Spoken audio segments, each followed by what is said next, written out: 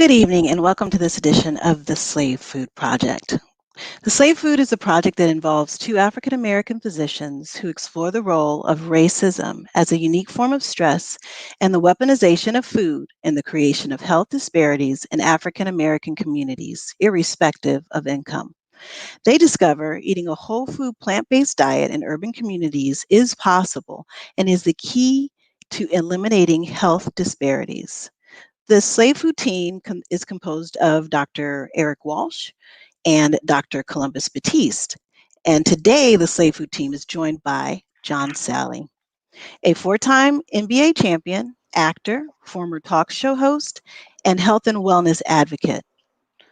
Among all of his major accomplishments, Salley has been active in the vegan community for over a decade now. He is extremely passionate about his mission to spread awareness to communities on healthier living. Salley has made special appearances in different health events, such as speaking at VegFest, appearing on Veg Michigan's Billboard campaign, and advocating for vegetarian substitutes to be served in public schools before U.S. Congress. Even speaking with First Lady Michelle Obama about going vegan for the planet. One of Salley's most notable quotes is, "Vegan eating is not just a slam dunk for human health. It's also the most effective way to combat climate change." Thank you for joining the Slave Food Project. Enjoy your show. All right. Thank you, young lady. How's it Wow. going? I'm all right, man. I wrote that really well, huh? You did, man. It sounds like that's an amazing person. Is that you? Yeah, I wrote all That's good stuff. That's good stuff. So let's jump right in this whole thing. So I know you're tired of everyone talking about this one subject. You even told us ahead of time you don't want us to talk about it, but I have to ask because everyone's been hitting me up on Instagram, my two followers, and on Facebook asking me the same question. that. Is So I Kanye figured, a genius? Yes, no, Kanye no, West is a genius. yes, but Yes. it's question number two. Are you tired Is of everyone Kanye asking really you? married to Kim Kardashian? Yes. No, They is he? really are married. Yes. And they are happy, and he's making a lot of money with Adidas. He's doing it, huh? Now, Yeah. well, what about the other question? What's it like to play with Will Smith and Martin Lawrence and Bad Boys, Gabby Union and Jessica Alba in LA's Finest? Uh, it's it was fabulous being in Bad Boys. Thank you, Martin Lawrence, Michael Bay, Jerry Bruckheimer, Will Smith.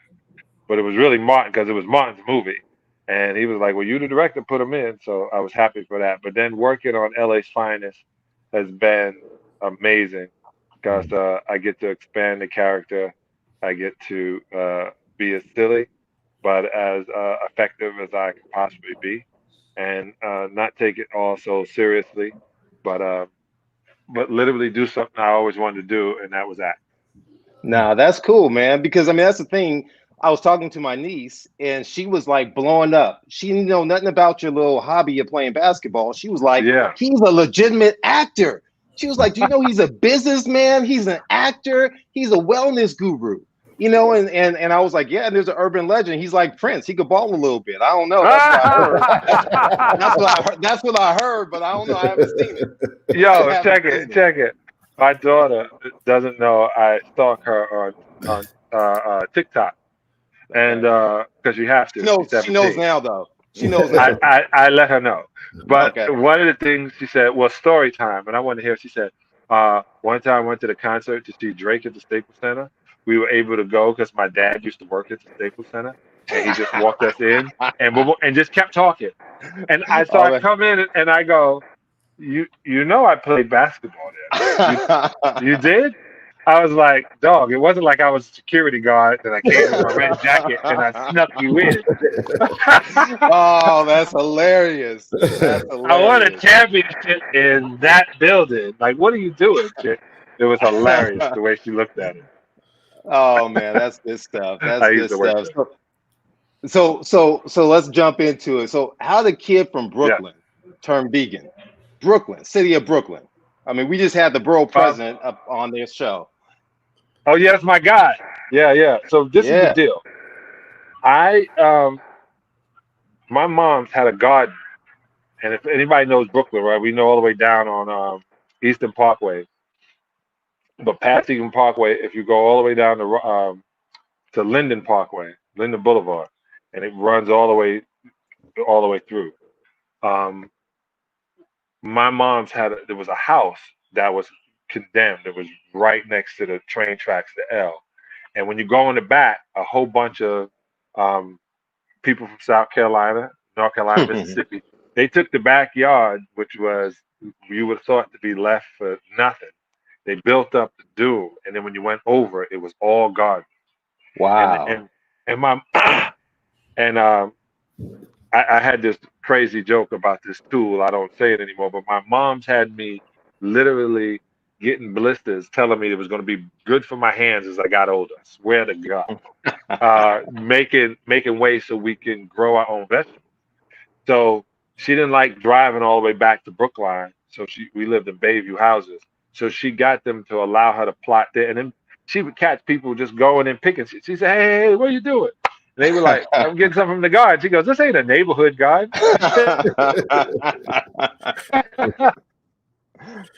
That's good stuff. That's great stuff. Out of my God. So I always ate vegetables, and I always knew my mom was like it was so important. But I had a back problem, I guess a lower back problem, my senior year, and we thought because I grew so big, but it was really because I had a compacted colon, and every time, and it was the blessing, but not a blessing, but a blessing is every Thursday night I had milk and magnesium, which Okay.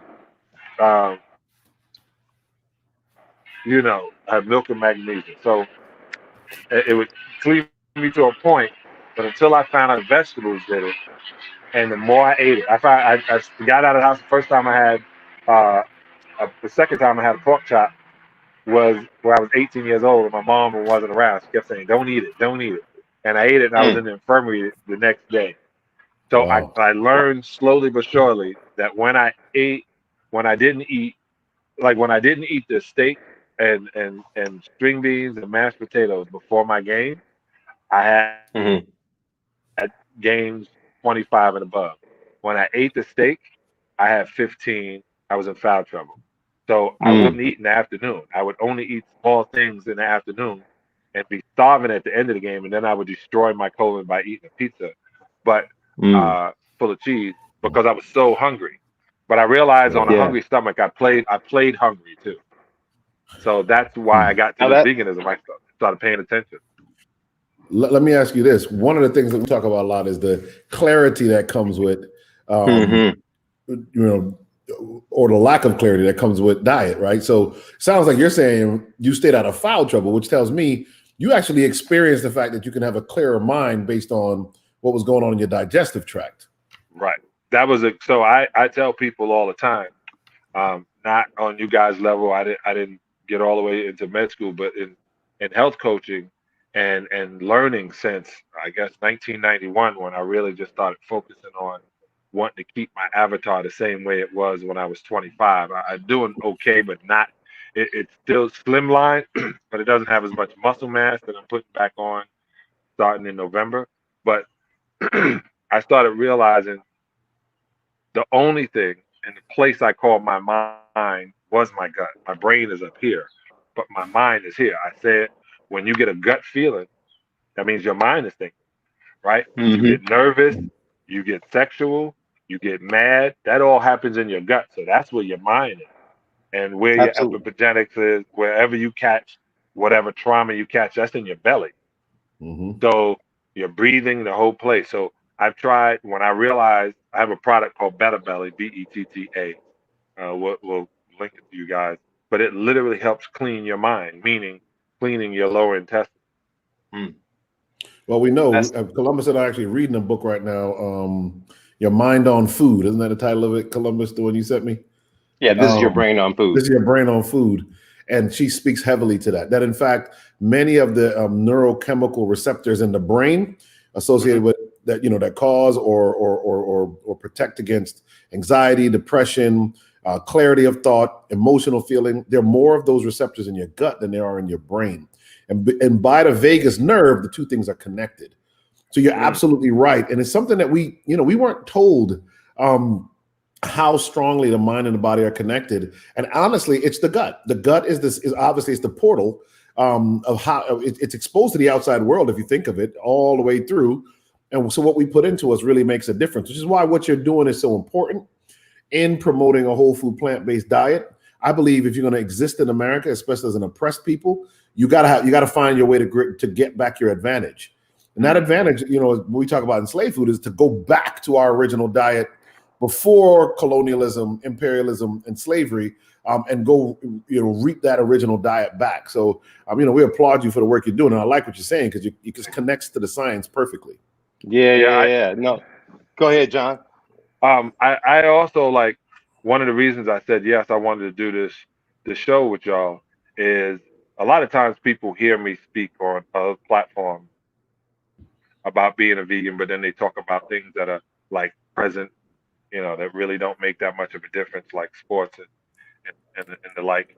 Not that I don't think it makes a difference in entertainment, but all of a sudden you can see when athletes start telling you they're human, they tell them to shut up and dribble. So they really when like LeBron is my favorite player now, and his mentality is I'm going to use my mouth right now because all the cameras are on me, and since they're on me, they're going to hear what I have to say, and I like that part. But when I come on to this show, it's I have literally seen and talked to people who told me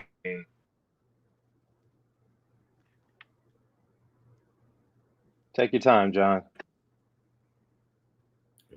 So yeah, he's frozen for a second, but I mean, I think that's dope though in terms of that whole mind body, mind gut kind of experience that's right there. And we know that what ends up happening is that most of the stomach has like these small bacteria that are there, and we're actually more bacterial DNA than we are human DNA. John, glad you're back, man. We missed some part of what you were saying.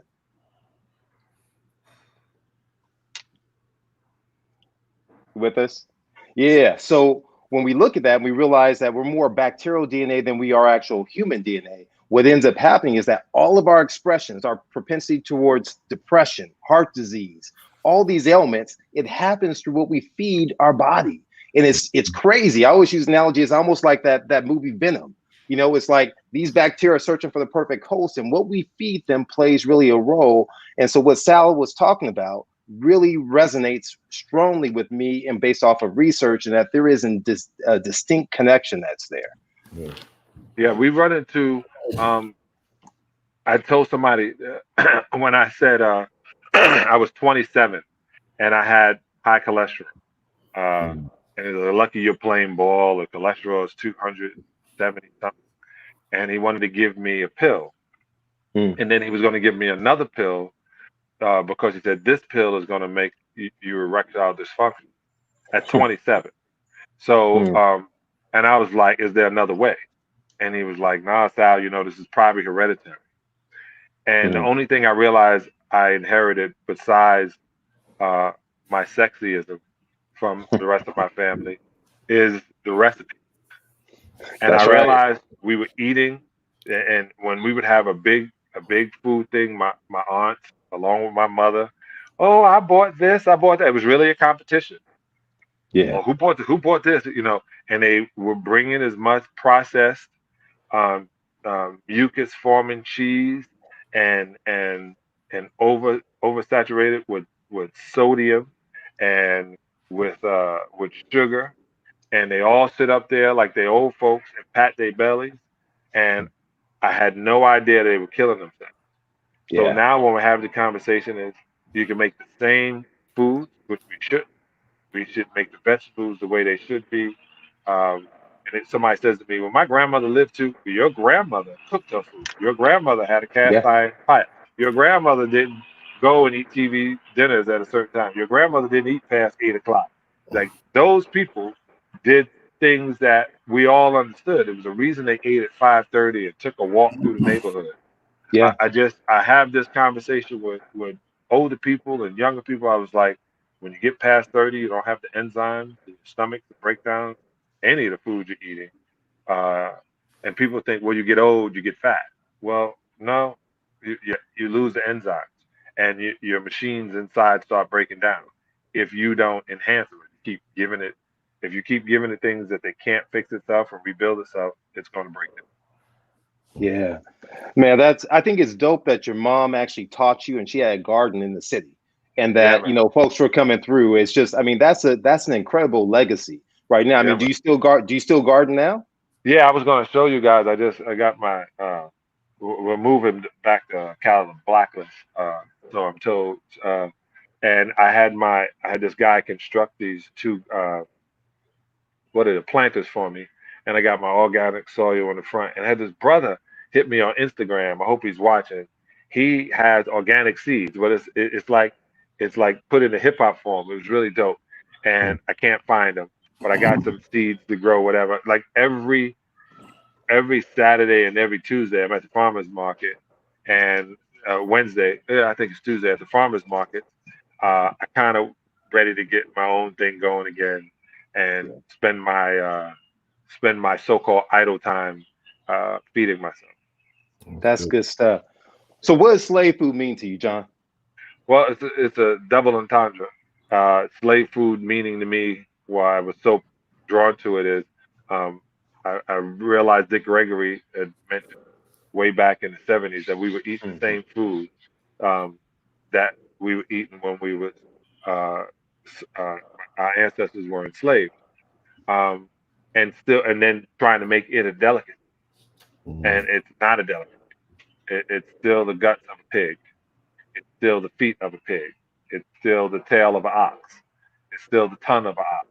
It's it's still the things that master threw away. Those are not delicacies. Um, so when I realized that, I realized when they talk about the chicken wings, you get black folks, they don't even say, give me the breast. They'll give me chicken wings. The one with the least amount of meat, the most skin, the most fat and bony. And so I just realized that we eat those things. And since our nature as a human is to be so, we're already, our statuous form is big, you think, well, that's keeping us big and strong. And I remember that they didn't let the slaves eat meat. They fed them, they fed them vegetables. Like if you go down and you talk to people like Batiste in New Orleans, the reason you even got jambalaya is everybody would come together where they scavenge together and make it and then season it so it tastes good. But most of it, if you would see, it was succotash. I'm not even gonna say rice. It was a bunch of green, different turnip, uh, ground provisions, meaning sweet potatoes. They were eating apples off the trees. That was down 50% of all black people in America live below the Mason-Dixon line, and that's how we used to eat. So yeah, we were big and strong. We were outlasted in Louisiana longer than white folks. You know, white people were dying at 40, 35, or from 40 and down when they first got to Louisiana, but the slaves were living longer. Like they couldn't deal with the climate. So it's so much that when I went and did the research, like you guys said, is wanted to go further back and further back to exactly what I was supposed to put in this avatar. And being 7 foot, the chances, they always talk about the low chances of living, the high blood pressure, the congestive heart failure. I focus. I focus Mm. on making sure that the veins stay open. I don't really put. I try to keep as least amount of oils out of my body. Like today, I had a bowl full of olives, about 6 different kind of olives, Okay, and that's the olive oil I put in my body. I That's don't the way, put that's the way that's to eat perfect. it. That's good stuff. Yeah, Yes, right, that's the sir. way right. to eat it. So I do that. I explain to people like, what time you're so regimented. I'm not. I just take care of my body just as if I was taking care of a brand new car. Absolutely. I love it. I love it. And that's so true. When you talk about the foods that the slaves ate back in that time period, one of the things we know is the fact that we focus on the bad part, on what the refuse was, and we celebrate that through soul food. But the reality was is that they showed great resiliency in terms of after toiling the fields for their master, they went and toiled their own fields. They grew their own vegetables. They picked those things, and that became a big portion of their foods that they ate, just like what you're saying. And it's like we need to go ahead and remember the good stuff, and we need to highlight that in our food and cherish that in our food as opposed to the refuse that was Yeah, given. And I would actually submit that in a sense, um, what kept us alive was the fact that many of the slaves tried to hold on to their African heritage around greens and ground provisions, as you call it, the root foods. Imagine if we hadn't. Imagine if what we'd have done is allowed ourselves to just get the pigs of the feet, the chitlins, the feet of the pigs. I mean, the chitlins, chicken feet, chicken necks, all this kind. We wouldn't have survived. It was the fact that we were resilient and did grow some foods on our own. And of course, every slave didn't have the same opportunity to do that, but that was critical. And it's critical for us now as we move forward as a people and as we're looking for ways to be strong enough. We say strength to feeding the strength to fight. We're gonna have to go back to that. We need the clarity of mind and the strength that came with that, that was able to create things like the Underground Railroad. Yeah. I constantly tell people, um, my friend invented the phrase "peace starts on your plate." So when you Mm. hear people talking about revolution and talking about we need to get this, especially the people that look like us, when we're having this conversation, peace starts on your plate. If you're of right mind, I'm going to give you an example, and everybody now is like, "Ooh, Malcolm X, Malcolm X." Well, um, my mother was born in the 20s. And so when I got of age, I asked her what she thought of Malcolm X. She said, "Oh, he was going to get us all killed." That was a thought, that what he's saying to these white folks is going to get us all killed. And I was like, "That's what y'all thought? Yeah, yeah. No one was listening to him. You run away from listening." Now it's like what he said in the '60s was literally what we're hearing in 2020. Mm. And it's talking about to have our own, to build our own, to have our own food supply. If you deal with what the minister put up, eat to live, just that mentality. There was a book put out in the '50s and '60s to Black Americans on how to eat to live, and it was important to talk about the vegetables intake when you eat it, not eat processed. Dr. Sabi, who everyone now is revering, people wasn't listening to him in the '70s and the '80s. They weren't. And when Left Eye went there and they went, "Oh wow," but now with him passing, it's like we keep giving people flowers when they're dead, right? We Mm. need to pay attention to that now. I always mention Dick Gregory. Uh, Brother Gregory would teach me and yell at me about a bunch of things, and I was I was like, okay, got it locked in. He said, now do your research. He would say that, do your research. Don't talk about what you think. Talk about what you know. And Mm. I'm particular about telling cats that now. Listen, I had a conversation with a whole bunch of guys. My coach Ted Gustis put it together, and I said, um, "Yo, man, uh, half these guys listening are not going to do what I say, uh, but I'm going to say it anyway." And I was like, "If you guys are sitting around thinking if I know it all, the answer is yes. I know it all. We got that out. Now listen to what I'm saying. This will help you." And and I remember somebody said, "Well, you're not certified in that point." And I just kept thinking, "Nah, man." But I sat with enough witch doctors that Yeah. are alive for a long time. I sat with some Rastas in Jamaica that are seriously like you'd be afraid to find out how old are you. Oh, he's 82. His wife is 31. His wife is 31 and happy and not leaving. It ain't like he got a he's at 82. So I was like, Mhm. how are you doing that? He's like, you got to take care of your prostate. You got to have this zinc. You got to eat this piece. You got to use this. You can't eat this late. You got to drink your water. You got to work. You got to stretch. Like every single thing um, was amazing on how they he got the point to me, and I was like, wow, I want to look like Yeah. this at 82 years old. Tell me How do I about it. get how do I get zinc into my system to help my prostate, and how do I keep that from going. I still go to sleep, try to go to sleep at 9:30. I try to stay awake, but how do I do it? How do I get it? But I wake up earlier.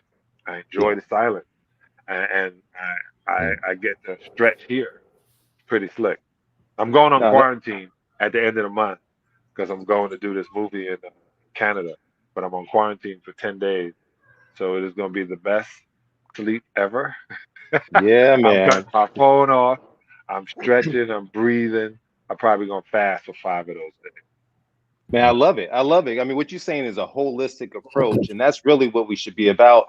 But one thing you're saying, though, that really taps into one of the things we speak about in the whole slave food platform. When we talk about the history, and you brought up the ministers, you brought up what was being preached back in the 60s with Dick Gregory and others about eating, but still people somehow don't think Black people want to go vegan. We know that's not true, right? And it kind of reminds me back in the 90s, late 90s, it was almost like this sense that Magic brought out. It was like, it seemed as if people weren't thinking Black people drank $5 cups of coffee, didn't think we went to the movies, didn't think that we ate at restaurants. Yeah, so they didn't have any of that stuff in our neighborhoods. And the Magic was like, nah, we do all that stuff too. And so he started dropping all this stuff there. So my question to you is, why don't people think that Black people want healthy food, that we can do this, that we can thrive like you, and you know, that you can look like if you're you know, still out there acting and balling and doing things like that? I mean, what's the deal? Well, part of it is this. We're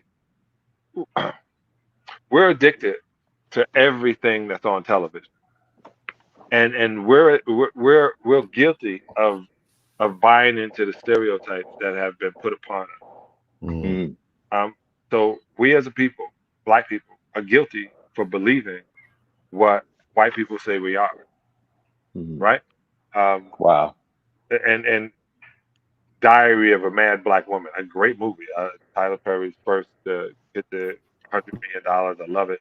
But the image, right, or the idea, and my friend Elise, who was the best actress in this movie and the lead actress, is a vegan, still looks like that. But our image on what was put in front of us, we're gangsters, we shoot sideways, we all sag. No matter how, even back in the movies or the plays, right? Raisin in the Sun, we're irresponsible with money. Where it just everything was put on us, and we started believing. And then when we see commercials, and in the commercials we see happy white folks. Well, the first thing we want to do is go to those restaurants and be happy like those happy white folks inside the commercial. And then we went to Denny's and found out they wasn't happy. And we went to Cracker Barrel and found out they wasn't happy. So just a few. You can't sit in a Starbucks by yourself. Black. Tell me about it. It's you can now, but boy, you couldn't before. And that was the problem. You got all of these people believing in stereotypes, believing all of it. KRS-One said it in My Philosophy. He said, all my brothers eat chicken and watermelon, broken English and drug selling. Yep. Right. So I mean, that's 1988. Yeah. And he said, I'm an intelligent brown man. No chicken, no pork, no ham, no hamburger, no ham. Vegetarian. So just right, him, KRS just saying this in 1988 was over their head and stuck on the wall. Like they were hearing it, but they weren't living it. Right. And so I find it now, people are now starting to get into it and listen to it and realize it as they start seeing the benefit of themselves. I remember when we used to see sisters and be like, ooh, she healthy, right? That means she was healthy. She was healthy. She had meat on her bones, and the muscle was there, like she was jumping rope her whole life. Like everybody was built like Serena. Now people are getting butt injections, lips injections, boob injections, and eating poorly, and that's sexy. No, I want you healthy, literally healthy. On the inside. On the inside. I want to be able to go to the bathroom after you and brush my teeth. Not go in the bathroom after you and open up every window, ass gasping for air and looking at you. That's right. And you know, and that's the thing too as well for dudes, man, is that one of the things I was talking with someone one time, and he said at the end, I said, listen, this can help you procreate. This can help you when you change your diet and transform your diet. When you're talking about prostate health and you look at selenium, I was part of this article that was written on erectile dysfunction. They call it like the canary in the coal mine, that 40 to 50% of men who suffer with that up front, we know it's a precursor to their coronary artery disease because your pipes are even smaller there. And Right. so that can be reversed, that there can be improvement. We know that there can be dilation of the vessels, that we can improve the blood flow that's there. So it's not even just with women. We know that it transforms to like the skin and all the way from the outside, all the way within. And so as folks and kids begin to look into how they can keep themselves beautiful and youthful looking, the answer is solely, it's simply right here in terms of the foods that you eat. So, man, yeah, you're absolutely right. You know, we should take this show on the road. We should put this together, Let's and do it. we should go talk to all descendants of enslaved people, and explain what that is. That'd be a good piece. That would really rock it. It would be. I was thinking about something you said. I was working with this wonderful place called Global Global Cardio Care, Sarah Salati, and Dick Gregory like literally had me. It was 2017 at like 10 o'clock in the morning on the first.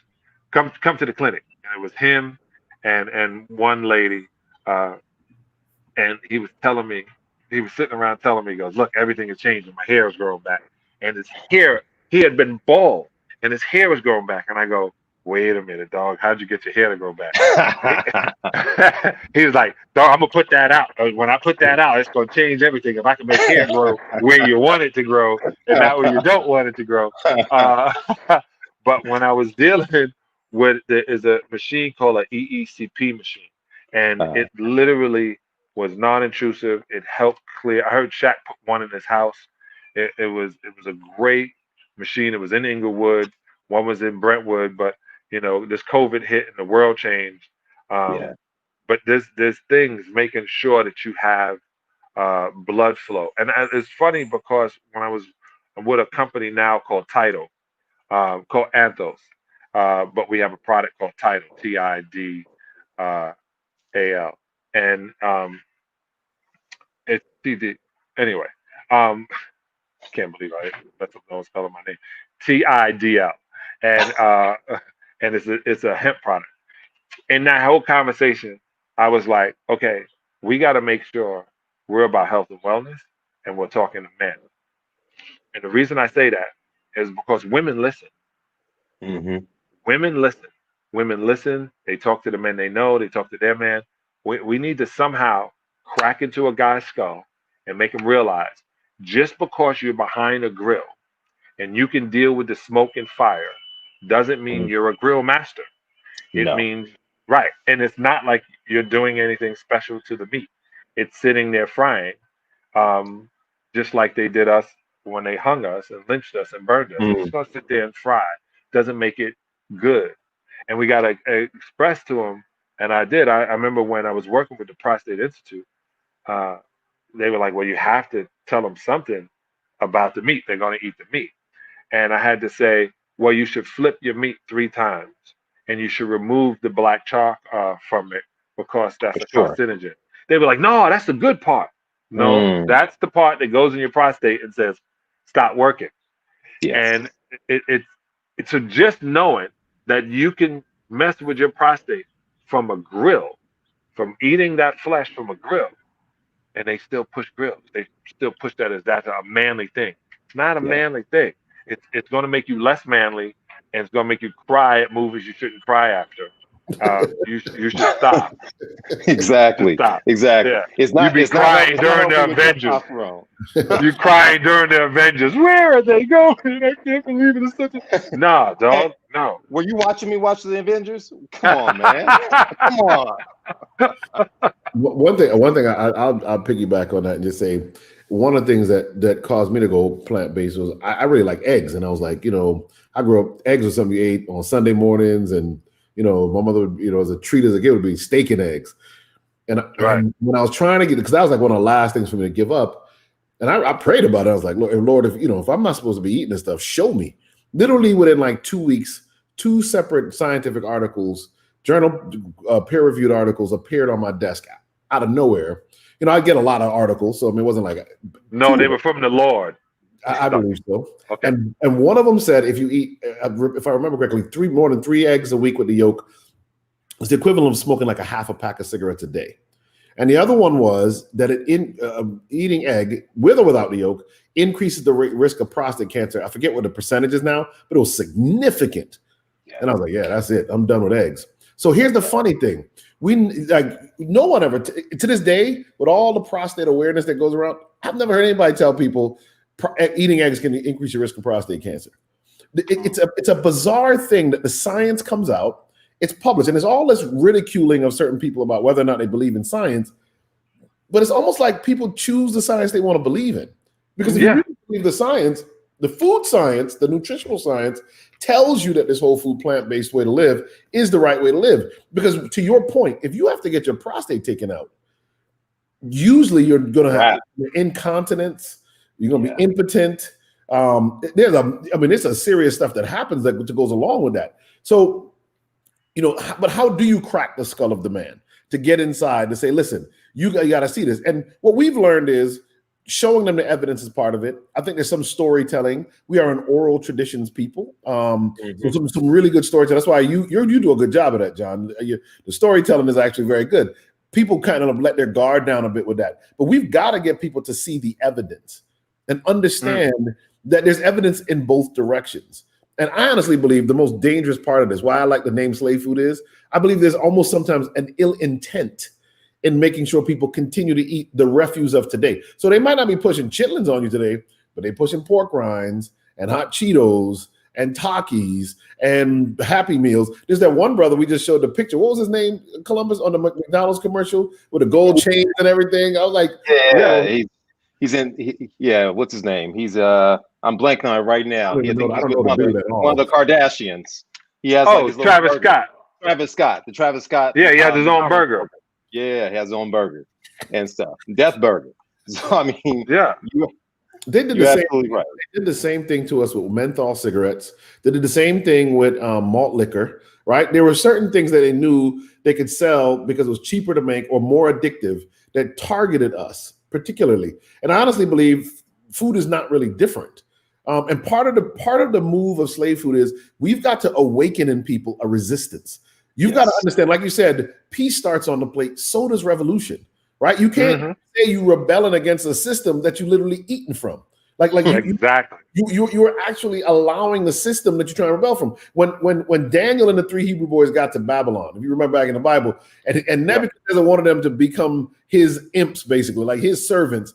The first thing they did is say, no, I'm not eating your meat nor drinking your wine. Like they understood, I'm going to eat pulse. Pulse is lentils. Like they understood that the first step of resistance was to not eat the way everybody else ate and to not eat the food the king of Babylon was feeding them.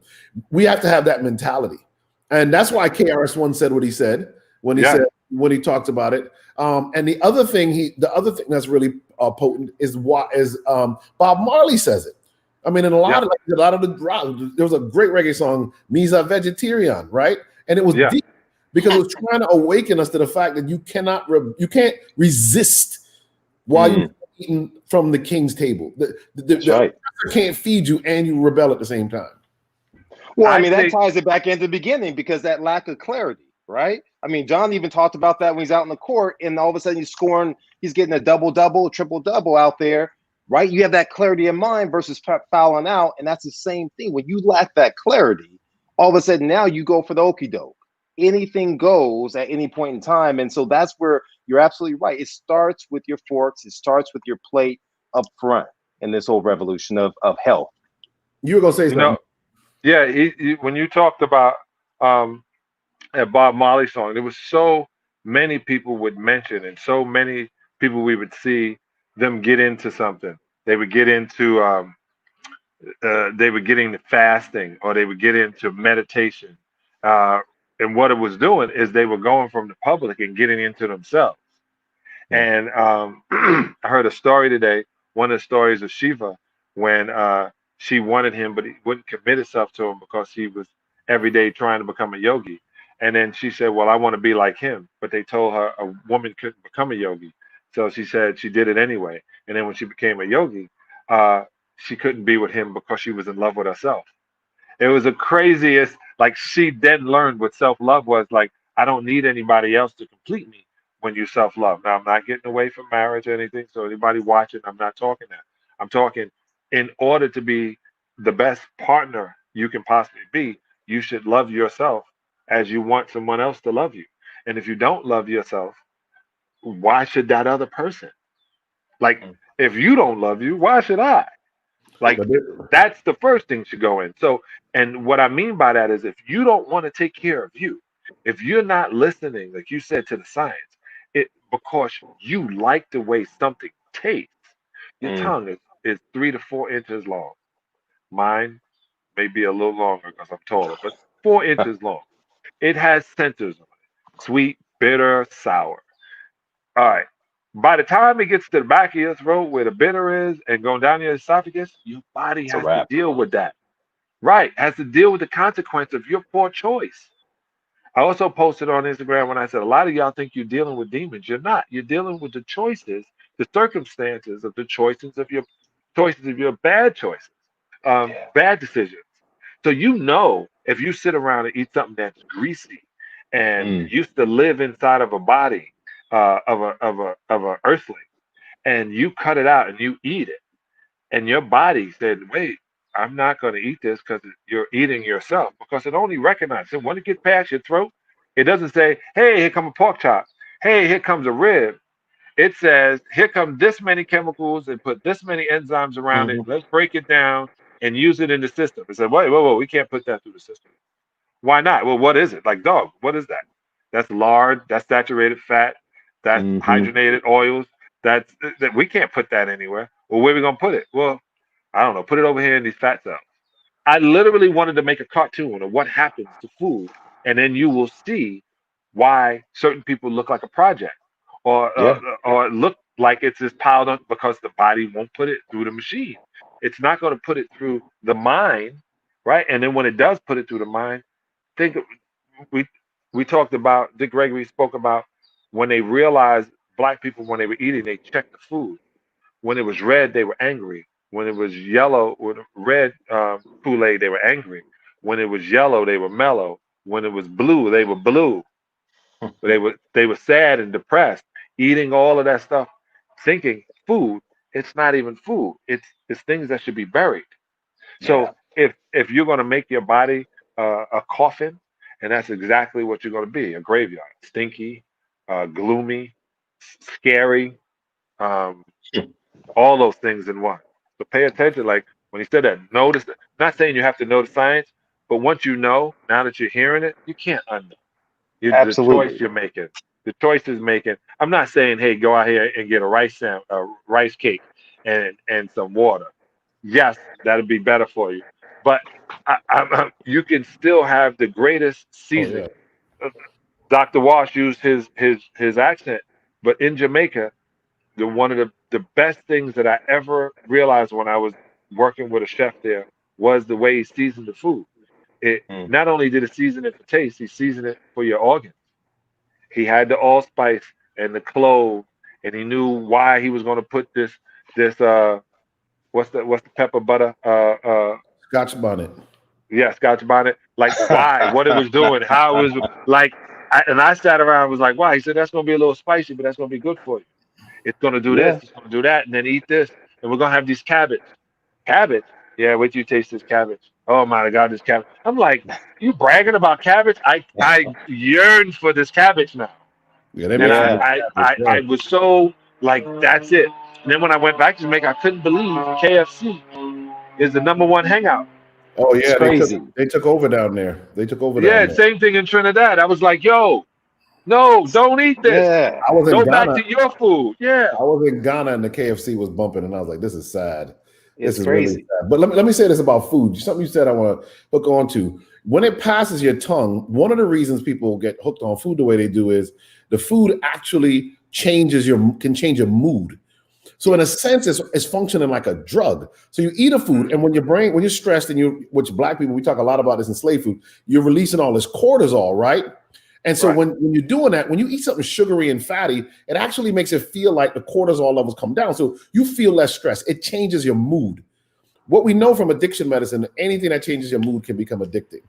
And this is one of the reasons Black people are targeted to generate profits for food companies. Because if you sell them food like honey buns and Snickers bars and Twinkies and Doritos and all of this and giant things of soda, you change their mood with it. Here's a people that's highly stressed. They're more susceptible to become addicted to these foods than anyone else is. Hence, they're going to target you.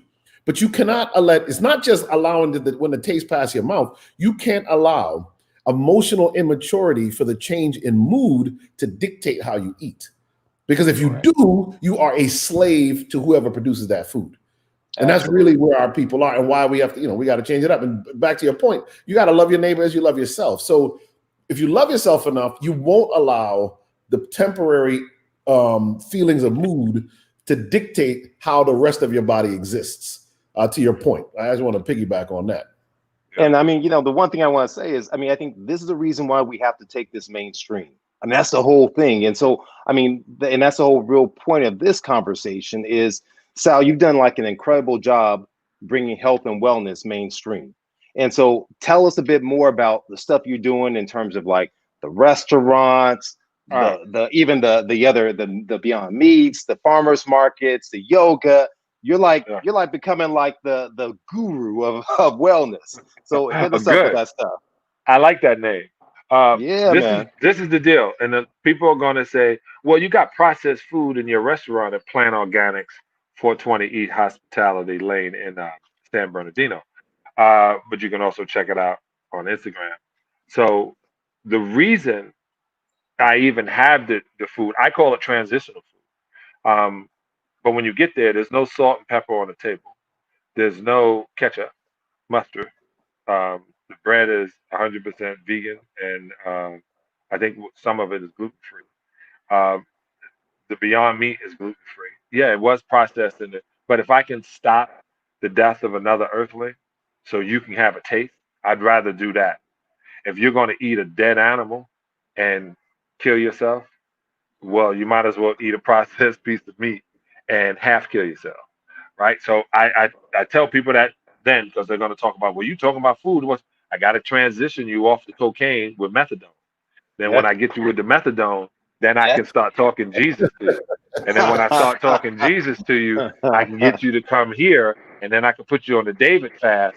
And when I put you on the David fast, all of a sudden your eyes open up, and you start realizing Jehovah was here to bless you all these times. I know how to get it to you. But I first got to get you in the door, and I'm going to get you in with the smell of the stuff that you used to going after. So that's Plant Organics. I met with a brother named Steve who just bought a restaurant, has a bunch of money to put into him, and I planned on partnering with him so I could move these plant-based food companies or restaurants where there are bad food. I realized when I go in the airport, if I'm hungry, I'm eating peanuts. Yep. And that's it. I'm eating peanuts. So I have to figure out a way to have it where you can have real food and not feel bad about it. So they go, well, you can have a salad. Well, I wouldn't eat those lettuce. I wouldn't have that. If you're going to give me something that I'm not going to eat that. So I'm going to try to be as organic with clean water as possible when I travel. So I explained that to them that there's situations that certain airports we should start going to. So we're in that conversation. I was working with my brother Roland in Compton. That's where I'm from, right? Oh, is that right? All right. That 546. That is 546 West Compton Boulevard. We're putting up Planet Health. We're still in the process of opening that. It's so good that you from Compton and you made it to the point that people need to know that. Not only are you hearing it in the records, I wanted to see Compton when I first got here, and I couldn't believe y'all had houses and palm trees. Saying it's not and drive-by. How about if this was it? Yo, E, we're from the East Coast. Y'all had drive-bys. You mean you had a car? You couldn't do a drive-by on the subway in Brooklyn. Did shoot down. You couldn't do that. So I couldn't believe that y'all were destroying everything. I couldn't believe how pretty it was. Had palm trees in the hood. I just didn't understand that they even considered that to be the hood. So it was also, like you said, it's a concept, which Compton now is moving out of that hood mentality. Black people are starting to go back to neighborhood.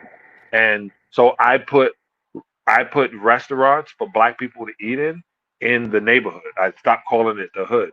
In the neighborhood, in the That's right. community. I explain to them why it's there. Like everyone goes to me, thanks for coming to San Bernardino. We needed it. They all know they needed a place Mm-hmm. that was healthier than the TGI Fridays at the end of our corridor. But it, at to a point. Um, and then I started a platform which will be releasing pretty soon called Plant Based Gen, GEN for Generation .com. Y'all can go sign up, and it has dating. It has a plant based dating site. I have a no meat meetup. I have I have I hope to get y'all soul food on the platform.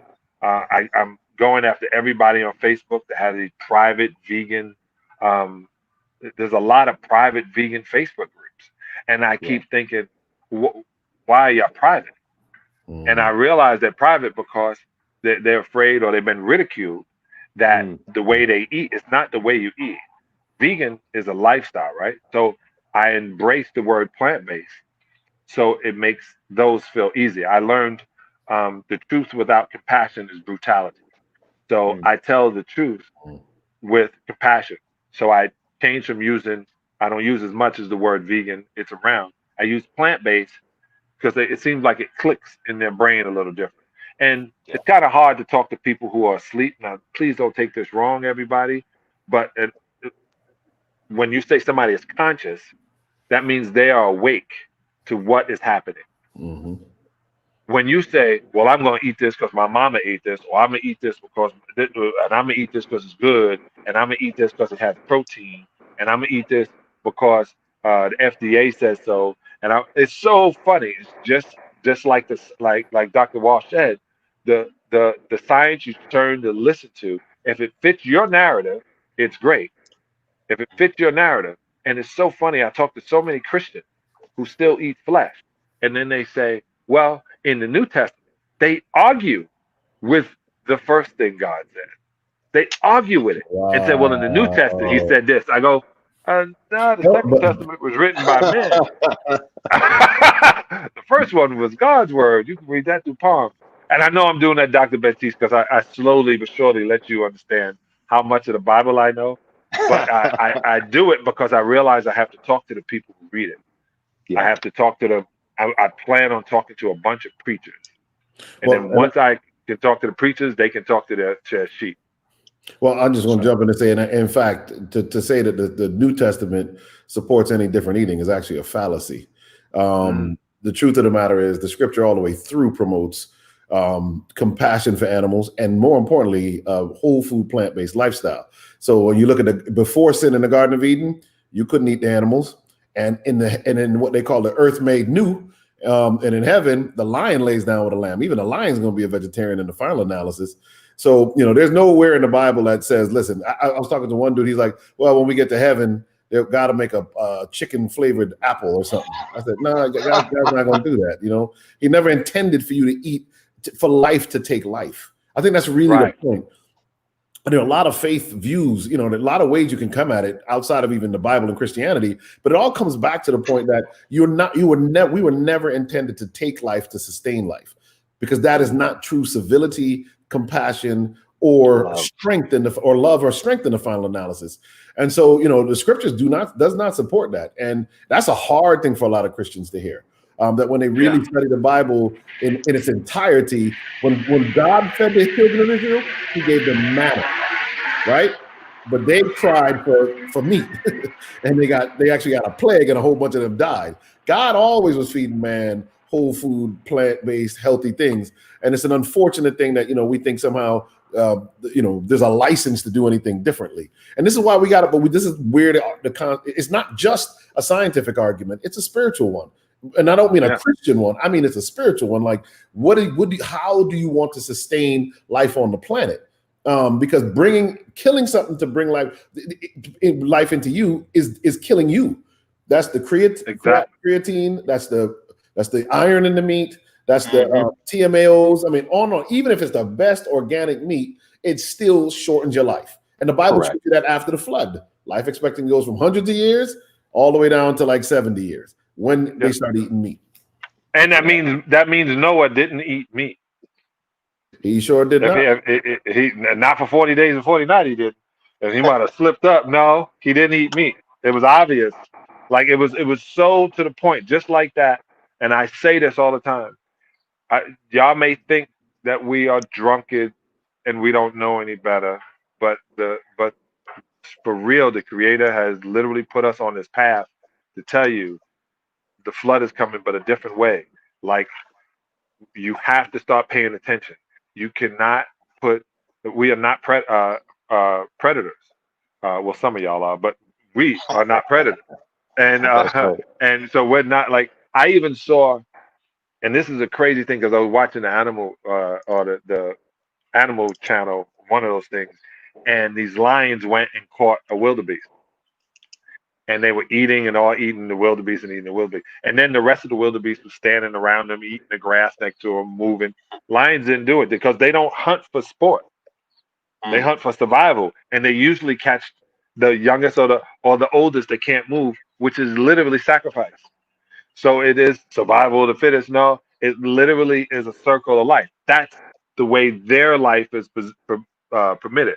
Ours are different, and we need to pay attention to it. If you want to prolong your way on this planet, you will do what's necessary for your avatar. And then think, if you do this, you'll be calm, you'll be cool, you won't be angry. So we won't have to have a revolution. We'll be using our mind. Bloodless revolution. That's right. All right, fellas, I got to get going, man. No, we appreciate it. Tell the people where they can follow you, John. Tell them where they can follow me online. Yes, John Salley. That's with an E, Salley, johnsalley.com. You can go to cafe_organics with an X at the end of it on Instagram, and look out for plant-based Gen. You can become a member, which membership has its privileges, and I'll explain that as it goes. And I'm working with these guys, these really cool doctors. This thing called Slave Food. Hopefully, we get to take this on the road. If you like it, send us the money. I mean, if you like it, you can just let us know. All right, fellas. All right, man. Till we Appreciate speak. you. Thanks. All right, vibration. All right, later. Man, good conversation. Good conversation. It's always good kind of hearing John's perspective, his energy, and everything else with that. It's bringing this whole message out to the mainstream. It's really what we have to do. It really is what we have to do. That's one of the things we'll kind of go through real quick, kind of just briefly in recapping.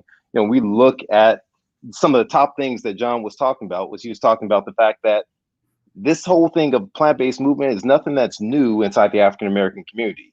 And the studies are telling us that more and more African Americans are joining and transitioning towards eating whole food plant-based for health reasons and because of other reasons. And so we're seeing in the hip hop community, we're seeing it amongst actors and singers, as he mentioned, Jay-Z, Beyonce, Venus Williams. We're seeing all of these individuals who are beginning this process of transitioning.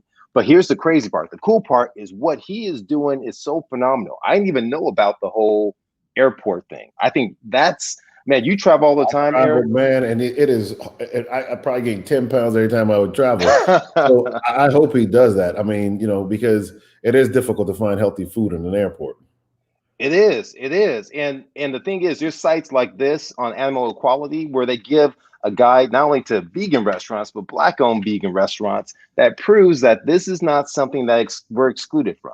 Within California, you got his Cafe Organics, Planet Health, Stuff I Eat, that's there. And there's people even inside of St. Louis where things went down with Black Lives Matter, opening up plant-based comfort foods. You have Salley Vegan out inside of Atlanta, but you have a ton of things. You have raw vegan, you have Ethiopian. And so there's just so much out there that what's available to you. And so I want you to kind of if you're listening in right now, go to slavefood.org. We're going to be listing out restaurants, vegan restaurants that are placed near you. And we're knowing that people are doing urban farms. Now, that's crazy. I didn't even know about his mom growing crops in the backyard. That's huge. And you just think about teaching up a child in the way they should go, and when they get old, they won't depart from it. I mean, he's sitting there gardening and developing a garden. And so we know that there's a lot of Black-owned urban gardens that are fighting disease across America. And what I love is transformation is happening in my hometown of Compton. They have like Compton Gardens that are out there. And I love this quote when I went to their site. It said, we can begin by doing small things at the local level, like planting community gardens or looking out for our neighbors. That's how change takes place. That's huge. Nice. That's nice. That's deep. That's deep. So what are the top five? What's your top five? You go to slavefood.org and find the local plant-based restaurant near you. You know, start off simple. Just replace one meal with a plant-based meal. If you're eating out, make sure it's plant-based. Be intentional. Eat what you can eat for your health to strengthen your health and feed the strength to fight. That's the goal. Go to slavefood.org. We have Plantscription. It's a way in which we can get you started. Support your urban gardens. And once again, focus on what you are eating for your health, because it's crazy. It's just Malcolm X. He referenced Malcolm X. He referenced Dick Gregory. He referenced the minister. He referenced a lot of folks in this. But, you know, Malcolm X said, when we replace I with we, illness becomes wellness. And, you know, that's the key to all of this. We have to really look and see what we can do kind of going forward. But I enjoyed this conversation, Eric. I don't know about you. That was awesome, honestly. And, you know, I see a bright future for all of this. And I think there's, again, there's a lot of empowerment that's going to happen around this. So just tell everybody, stay tuned. Yes. We hope to be partnering with John in even more meaningful ways, more rich and deep ways. And we want to really expand the platform. And as Jabez said, you know, asked to have our territory enlarged. So, you know, just stay tuned is what I would say to everyone. Absolutely. I'm looking forward to it. I want to give a shout out to Borough President Eric Adams. He has this book that's out. It's a good book, a great book. Actually, we looked through a lot of books, but Healthy at Last. He's talking about his transformation through diabetes. He's another Brooklyn kid. That's huge. But also, I don't want to forget about Breast Cancer Awareness Month this October. We're in the midst of it. My sister-in-law had breast cancer. And as a survivor, my Auntie D had breast cancer out inside of DC area, and survivor is thriving, doing very well. And so this is the month, the time that we talk about it. We're going to do a session that's focused on women's health. And that's coming up, looking at historical facets, but also entertaining some of the discussions. Many of you out there have gone on to our website. You put in your request that, hey, we need you to address women's health, breast cancer. And so we're going to do this. October 23rd is when we're looking to do this. And so stay tuned. As Dr. Walsh said, more to come from us. We're there for you. Share this link with someone else. Register at slavefood.org. Follow us on now. We have a new platform on Instagram at slavefoodproject_. You know this one on Facebook at Slave Food, and Slave Food Project on YouTube. But appreciate you guys, and we'll see you soon. Thanks, everybody. Have a good night. Good weekend. All right.